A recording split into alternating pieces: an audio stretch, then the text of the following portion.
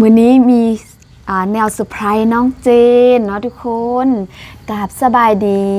ดีพ่อแม่พี่น้องฟังลาวฟังไทยทั้งในและก็ต่างประเทศเนาะทุกคนที่เข้ามารับชมช่องของครูอรดาเนาะฝากทุกคนกดติดตามเป็นกำลังใจให้ครูอได้เด้อเนาะคลิปนี้ครูอจะเอาเงินเนาะให้น้องเจนแต่บ่แม่นเงินครูโอแต่ครูโอก็ดีใจเนาะดีใจเบอร์ดีใจที่จริงกับบ่แม่นเซอร์ไพรส์เนาะเซอร์ไพรส์มาแล้วครั้งนึงดีใจแล้วก็เลยว่ามาเฮ็ดคลิปเนาะเพื่อ FC เนาะพี่ๆ FC จะได้เห็นว่าน้องเจนได้รับเงินแล้วเด้อแล้วก็อยากถามน้องเจนเนาะให้ทุกคนได้ฮู้ว่าน้องเจนจะจบปีใดเนาะเรียนชั้นใดแล้วฐานะครอบครัวเป็นแนวใดมียังมีพ่อมีแม่บ่หั่นน่ะเนาะทุกคนเฮาสิมอบเงินก่อนเดี๋ยวบ่นึงสิลืมนี่ทุกคนมื้อนี้มีเมื่อวานก่อนเนาะแล้วก็เมื่อวานที่เฮาลงคลิปน่ะทุกคน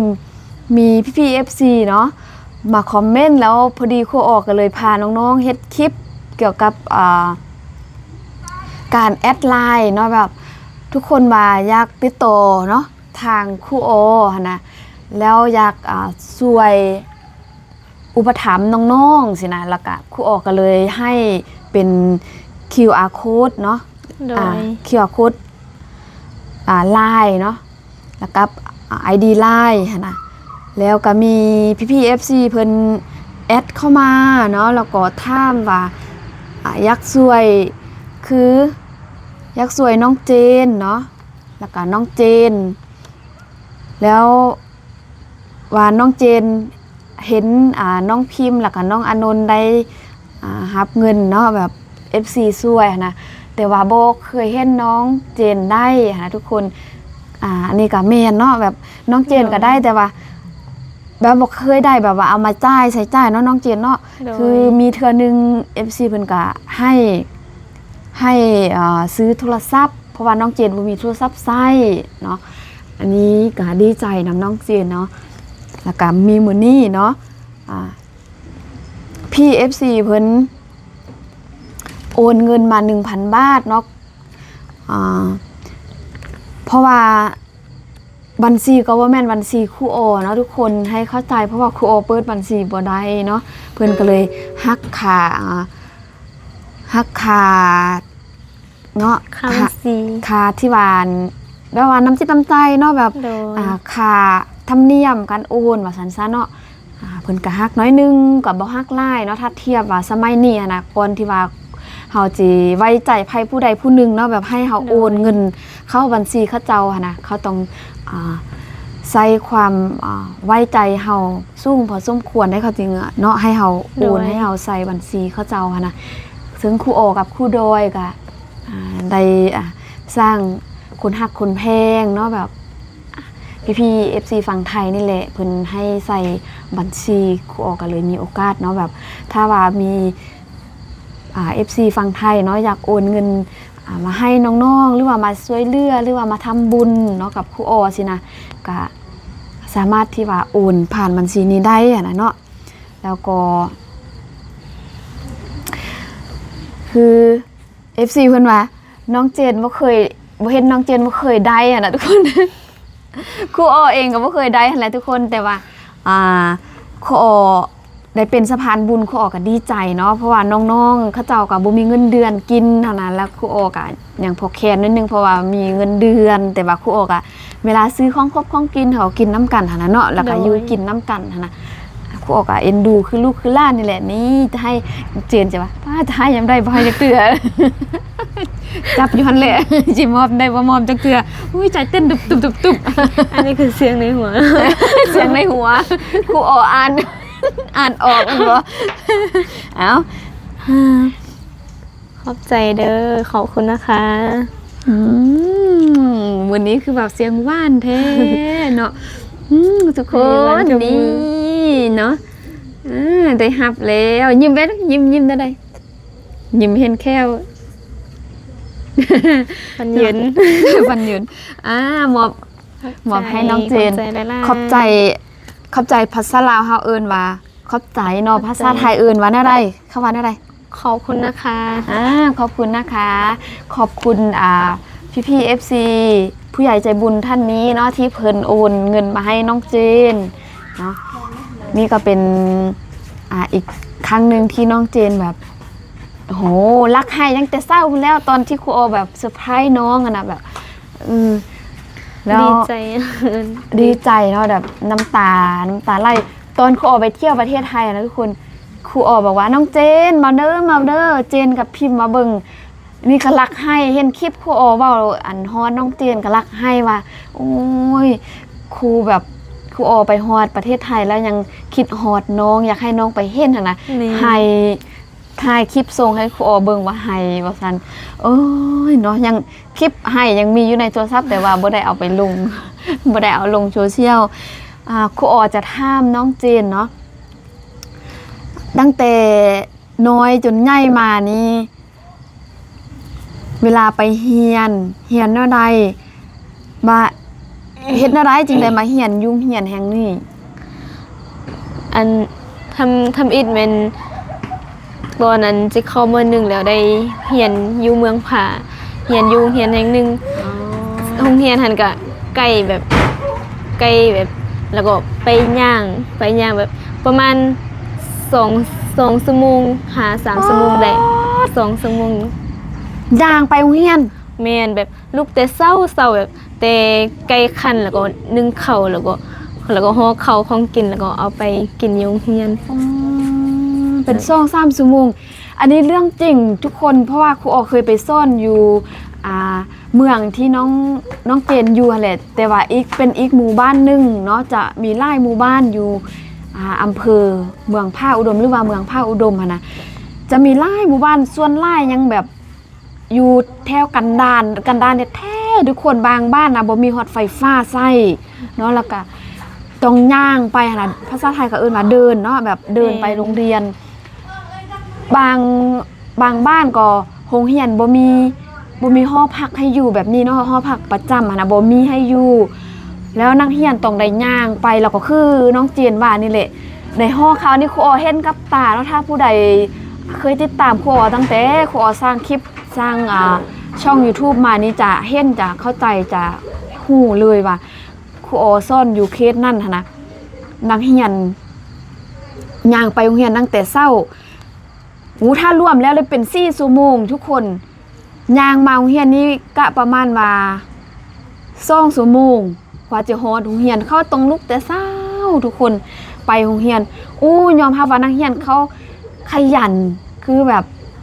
ดุมั่นนะแล้วครูเห็นเนาะครูเคยสอนน้องๆเขาตอนอยู่โรงเรียนแห่งนั้นหั่นตอนนี้มีบางน้องไปเฮ็ดเวียกเฮ็ดงานอยู่ประเทศไทยก็มีทุกคนหลายคนอยู่เนาะลูกศิษย์ของครูออที่ไปเฮ็ดเวียกอยู่ประเทศไทยแล้วครูออกนี่กำลังสร้างว่าความฝันของน้องเจนเนาะมีความฝันบ่ตั้งแต่น้อยจนใหญ่ความฝันว่าถ้าเรียนจบมาอยากไปเรียนหยังหรือว่าอยากเป็นหยังในอนาคต มีความฝันตอนแรกแบบอยากไปเป็นแบบไปเป็นนี่เป็นแบบเฮาอยากเป็นแบบแต่พอแบบใหญ่มาแบบซ้ำนี่แล้วก็รู้สึกแบบโบมันความฝันตอนน้อยหั่นมันสมมุติว่าฝันว่าอยากเป็นครูในอนาคตอยากเรียนจบแล้วอยากเป็นครูแต่ว่าบัดใหญ่มาแล้วเห็นแบบสภาพการเป็น แม่นแบบชีวิตตัวเองก็รู้สึกแบบมันความรู้สึกมันเปลี่ยนแล้วเปลี่ยนแบบรู้สึกว่าอยากไปเฮ็ดเวียกอยากไปเฮ็ดเวียกซอกเงินแม่นถึงสิบ่ได้ไปเรียนโตแต่ก็อยากไปเฮ็ดเวียกอยากไปบ่อนที่ตัวเองบ่เคยไปหาความรู้เพื่อสิได้ความรู้แบบหลายอย่างมานำใส่ในชีวิตที่อยากไปเรียนที่อยากไปเที่ยวหรือว่าอยากไปเรียนไปเฮ็ดเวียกคืออยู่ใส่จุดแรกเลยที่ทำอิฐเลย อันนี้ก็จากใจเลยโดยอันนี้บางคลิปอากาศสิเห็นแล้วเคยบอกแต่คลิปนี้สิมาบอกว่าที่อยากไปที่สุดก็คืออยากไป ไปเฮ็ดเวียกอยู่ประเทศไทยอยู่ฝั่งไทย เคย เคย เคยออกมาว่าแบบอยากไปส่วนหนึ่งก็มักแบบมักประเทศไทย เคยเห็นแต่อาจารย์ไปแล้วก็อยากไปเห็นแล้วก็ได้เบิ่งคลิปอหยังหลายอย่างจังนี้ก็รู้สึกโหแบบสวยงามแบบอย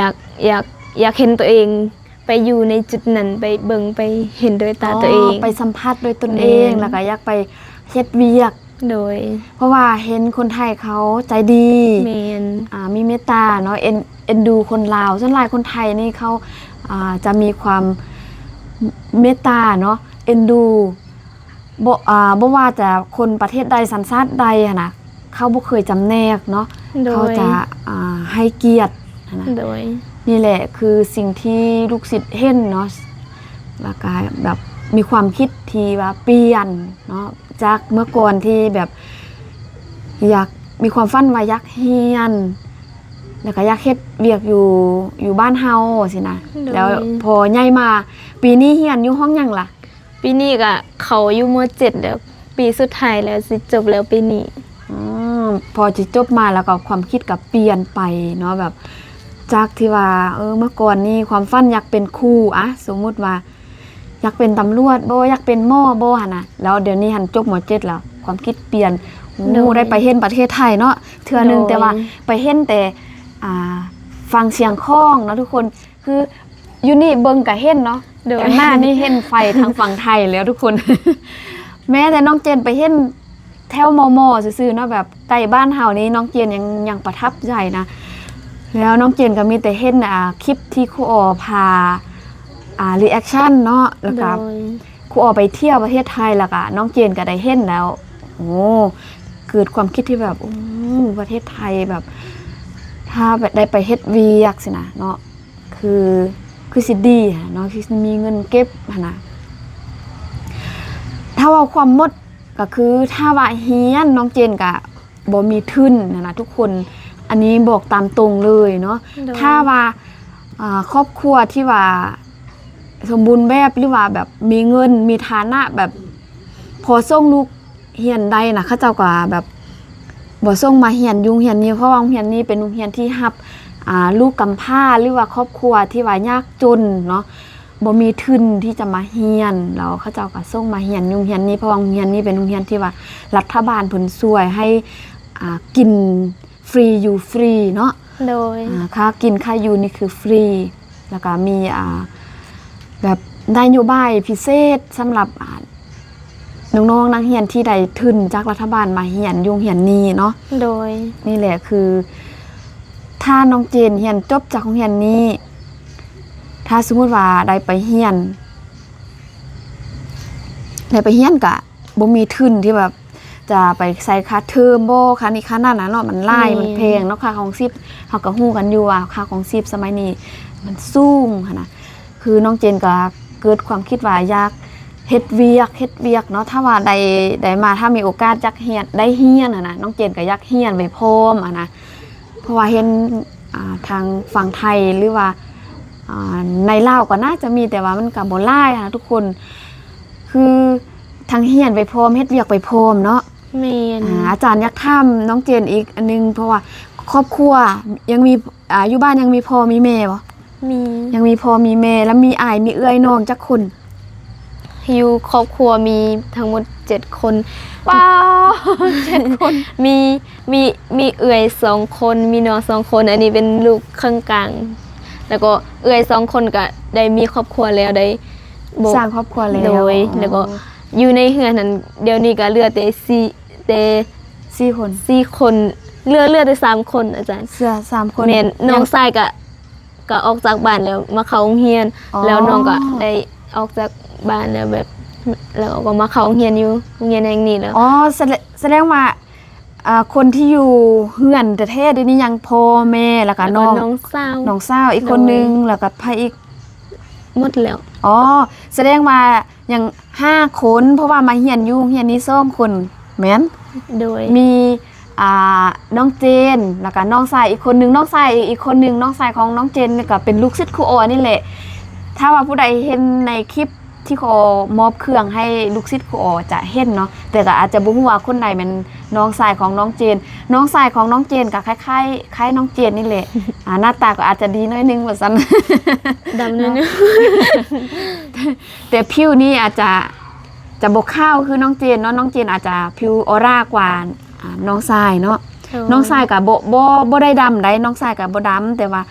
จะบ่ออร่าคือน้องเจนว่าสันซาเนาะนี่แหละคือชีวิตการเป็นอยู่เนาะของน้องเจนตั้งแต่น้อยเข้าโรงเรียนอยู่บ้านเป็นแนวใดแล้วก็จึงได้มาเรียนอยู่นี่เพราะว่าครอบครัวทางครอบครัวทุกข์จนว่าสันซาเนาะว่าความมดบ่อายเนาะเฮานี้สำหรับครูอ๋อนี่ฐานะครอบครัวเป็นแนวใดครูอ๋อยอมรับเลยเนาะบ่อายบ่มีอายที่ว่าครอบครัวครูอ๋อนี่ก็หลายเติบได้เดี๋ยวนี้สมัยตะกี้ก็หลายเพราะว่าครูอ๋อมีน้อง4คนครูอ๋อเป็นลูกคนโตเนาะเป็นลูกกกเนาะภาษาลาวเอิ้นว่าลูกกกภาษาไทยก็ลูกคนโตมีน้อง4คนน้องชาย3น้องหญิง1ล่าสุดก็คือมีหล้าน1คนนะเดี๋ยวนี้หันจะมีหล้านอีก2คนเพิ่มโอ้โหเต็มเลยเต็มเฮือนเลยเดี๋ยวนี้ ทุกคนนี่แหละแล้วครูโอนี่ส่งน้องชายเรียนจบปีนี้ปุ๊บสิ่งที่ครูโอคิดไว้คือพังทลายหมดเลยคือน้องชายเรียนจบปุ๊บได้สร้างครอบครัวแล้วล่าสุดคือยังบ่ได้แต่งงานแฟนกะมีลูกนะเนาะภาษาไทยกะเอิ้นว่าท้องเนาะโดยท้องก่อนแต่งว่าซั่นซะเนาะโดยอันนี้ครูออก็รู้สึกว่าผิดหวังที่สุดเนาะเพราะว่าครูออความหวังของครูออคือเรียนส่งน้องสายเรียนให้จบเนาะการไฟฟ้าสินะเพราะว่าตอนนั้นจะให้ไปเรียนฟังไทยกะย่านแต่แบบยังบ่มีความรู้หลายอันนั้นก็เลยว่าให้ส่งเรียนทางลาวก่อนให้จบให้ได้ใบประกาศว่าซั่นซะเนาะแล้วจะส่งให้น้องชายนี้จะ5ทุนหรือว่าให้น้องชายไปเฮ็ดเวียกอยู่ประเทศไทยเนาะได้ร่วมนำน้องชายแล้วเนาะแล้วทีนี้ยังบ่ทันได้จบยังบ่ได้รับใบประกาศคือแบบผู้สาวก็มาอยู่เฮือนนำสินะครูออก็อยู่แต่หอพักก็เลยบ่ฮู้รายละเอียดปานใดหั่นทุกคนคิดว่ายังคบกันสินะที่แท้แบบเวลาไปสุขอเนาะตอนไปสุขออันครูออเขาบ่ได้ไปเนาะทุกคนนี่คือสิ่งที่ครูออผิดหวังจากน้องชายเนาะครูออบอกตรงๆเลยว่าครูออรู้สึกผิดหวังที่สุดเนาะคือครูออนี่อายุ30ปลายปีแล้วอีกอย่างกับเป็นผู้หญิงเด้นะฮอด40ปีแล้วครอบครัวก็ยังบ่มีนะยังบ่สร้างบ่ย้อนยังก็ย้อนคิดว่าเฮาน่ะเป็นครอบครัวเนาะที่ทุกข์จนอยู่แล้วเนาะอยากส่งน้องให้เรียนจบทุกคนให้มีอาชีพที่เฮ็ดให้มั่นคงอะนะแล้วแบบน้องๆแต่ละคนก็สร้างครอบครัวหมดแล้วทุกคนล่าสุดก็น้องสาวนี่สร้างครอบครัวมีลูกสาวคนหนึ่งก็คือลิงลิงนั่นแหละหลานสาวแต่ว่าพ่อของลิงลิงเสียเนาะตอนนี้น้องสาวของครูโอก็เป็นซิงเกิลมัมเนาะเป็นแม่เลี้ยงเดียวก็บ่เลี้ยงแล้วเนาะแบบลิงลิงก็มาอยู่นำครูโออยู่นำพ่อเฒ่าแม่เฒ่าว่าซั่นๆเนาะอยู่นำพ่อแม่ของครูโอเนาะอยู่บ้านครูอยากเอาล้านมาเรียนอยู่ในเมืองแต่ก็บ่มีงบว่าซั่นๆเนาะเพราะว่าครูโอก็ส่งน้องชายเรียนจนจบ2ชายเนาะคือเรียนภาษาจีนครับเรียนการไฟฟ้าเนาะก็หมดหลายเติบเงินเดือนครูโอนี่ยังบ่พอเลยส่งน้องแต่ละเดือนนั่นแหละทุกคนอาจจะคิดว่าครูโอเป็นคนโสดแต่จะมีเงินมีคำเนาะแบบเก็บมีเงินเก็บสิคือมีแต่เงินเก็บในความทรงจำทุกคนเฮือนเดือนดาวคือคนอื่นขับรถขี่คือคนอื่นกับบ่มีนะเนาะเพราะว่าอยากเห็นพ่อแม่เนาะมีความสุขแล้วก็อยากเห็นน้องๆได้เรียนให้มันจบฮอดฟังฮอดฟ้าก็บอกสอนน้องๆแต่มันคือว่าแหละทุกคนมันกับทุกอย่างมันกับเป็นไปตามใจที่เฮาหวังมันกับเป็นไปบ่ได้เนาะก็นั่นแหละก็มันเป็นไปแล้วค่ะแล้วไปแล้วก็อยากสอนลูกศิษย์ของครูโอเนาะถ้าเขาฟังได้ถ้าเขาเอาไปปฏิบัติได้ก็ยิ่งดีบ่ว่าจะผู้หญิงหรือผู้ชายเนาะคือตามหลักของครูโอก็คือแบบบ่คิดว่าจะต้องไปพึ่งพาผู้ชายอย่างเดียวเนาะ และถ้าว่าเฮายืนด้วยขาของตัวเองให้มันได้เนาะมื้อใดที่ว่าเฮาพร้อมที่จะสร้างครอบครัวแล้วมันก็จะบ่ได้เป็นภาระให้คนอื่นนะบ่ว่าพ่อแม่บ่ว่าทางผู้ชายเนาะหรือว่าแฟนของเฮานะอนาคตนะที่ว่าอยู่เป็นโสดไปมาจนทุกมื้อนี้นะก็มีหลายสิ่งหลายอย่างเนาะบางคนก็ว่าครูอ้อเลือกหลายจริงๆซั่นก็มันก็บ่แม่นเนาะทุกคนนี่แหละชีวิตคือแบบเฮาเกิดมาเฮาเลือกเกิดบ่ได้อะนะทุกคนเกิดในฐานะครอบครัวที่แบบบ่ได้บูลลี่แล้วบ่ได้ดูถูกครอบครัวพ่อแม่เนาะเพราะว่าเฮาทุกข์แต่แท้นี่แหละทุกคนทุกข์แต่แท้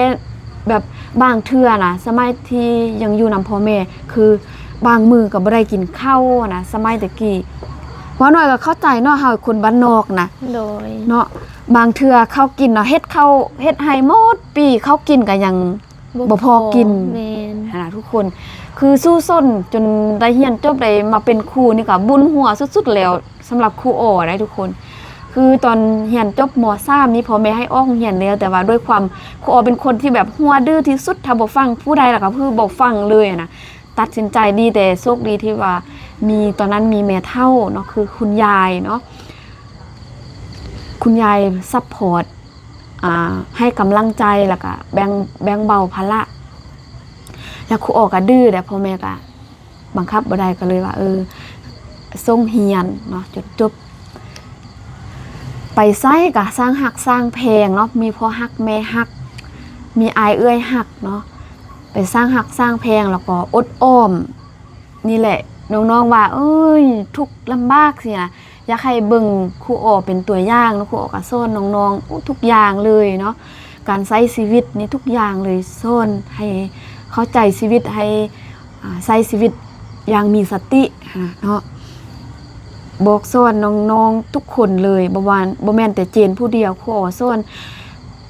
ลูกหลานเนาะน้องๆทุกคนเลยครูอ้อสอนนะคะลูกศิษย์อีกสอนบางคนอาจจะว่าครูอ้อบ่สอนถ้าว่าผู้ใดบ่ได้อยู่นำครูอ้อก็จะบ่ฮู้ว่าครูอ้อเป็นแนวใดนะนี่แหละทุกคนชีวิตครูอ้อครบเฮาเนาะครูอ้อกับน้องพิมพ์น้องเจนเนาะเว้าฮอดพิมพ์ทุกคน พิมพ์ก็มีคือกันเดี๋ยวจะเฮ็ดคลิปให้พิมพ์มาเข้าคลิปนำเนาะเดี๋ยวคลิปต่อไปพิมพ์จะมาเข้าคลิปนำเดี๋ยวครูอ้อก็จะถามชีวิตกันเป็นอยู่ของพิมพ์แล้วมี FC ให้เงินพิมพ์เนาะครูอ้อกับน้องเจนเนาะขอบคุณผู้ใหญ่ใจบุญเนาะผู้ใหญ่ใจดีทั้งฝั่งไทยที่เอ็นดูน้องเจนเนาะสนับสนุนการเรียนของน้องๆเป็นคนที่ว่าครูอ้อสอนเนาะให้เป็นคนกตัญญูรู้คุณเนาะใส่เงินให้เป็นประโยชน์เนาะให้เกิดดอกออกพ้นว่าสันซะเนาะ โดย มียังอยากเว้าบ่นำผู้ใหญ่ใจบุญที่ว่าให้ อยากขอบใจผู้ใหญ่ใจบุญที่เอ็นดูและซัพพอร์ตน้องแบบดีใจหลายๆที่แบบมีคนมาซัพพอร์ตมาให้กำลังใจแบบนี้ ลองเว้าเป็นภาษาไทยเบิ่งเมื่อกี้เป็นภาษาลาว อยากขอบคุณผู้ใหญ่ใจบุญที่ซัพพอร์ตหนูที่มาให้กำลังใจเอ็นดูหนูขอให้ผู้ใหญ่ใจบุญมีสุขภาพแข็งแรงร่ำรวยปรารถนาสิ่งไหนขอให้ได้สิ่งนั้นขอให้ร่ำรวยเนาะทุกคนฝากกดติดตามเป็นกำลังใจให้ครูอ้อและก็น้องๆเนี่ยเด้อเนาะสนับสนุนช่องของครูอ้อโดยการบอกกดข้ามโฆษณาด้วยทุกคนขอขอบคุณขอบใจหลายสำหรับคลิปนี้เนาะต้องจบคลิปไว้ซ้ำนี้ก่อนพบกันคลิปต่อไปเด้อสบายดี